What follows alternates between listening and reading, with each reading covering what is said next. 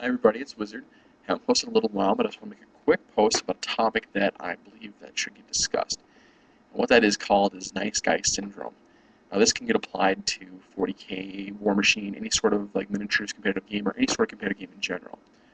What Nice Guy Syndrome is you're not playing to the best of your ability. Right? For like 40K, you're not building lists that you know are as competitive as they could be.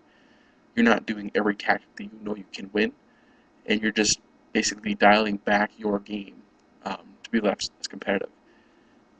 Now, from a competitive player standpoint, there's a few things that can cause Nice Guy Syndrome.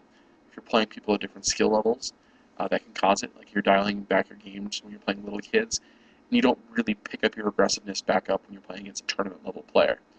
Or if you're playing different armies every week, that can also kind of mess with your game and your rules and your tactics that you should be playing with an army. You can't really carry it over to a different one, so that can kind of throw you off. If you play different point sizes continually, if you're playing 1850 one week and then you're playing 1000 the next week and you go back up to 2000, that can really throw you off your game. It can kind of cause you to kind of sit back and just not be as competitive as you could be, especially if you're playing different lists. You just no way to modify it or update it.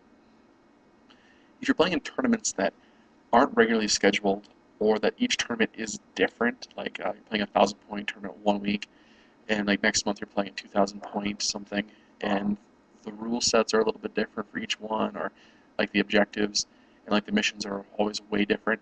That can kind of discourage you from trying to be as competitive as you can be, and that can also bring your skill level down. And lastly, if you don't have friends or people to bounce ideas off of, to literally be able to tell you that that was a stupid thing to put in your list, you shouldn't put it in there. If you don't have that sort of people to give you the constructive criticism, that can affect your game and how it works. When I lived in Bismarck, I had just like 3 or 4 people that played Warhammer with me all the time, and we were really tight. We played all the same point levels. We also had different armies. We did switch armies occasionally, but I was able to analyze the game with my friends afterwards. Like, well, I should do this different. You should do this different. If I was feeling this, that might have been a difference. We'll try that next time. Now here in Fort Collins, I'm playing a ton of Warhammer, but the problem is I'm playing different people every week. I'm playing different points levels. The terms that they have here, while they're all really fun, are kind of scattered about.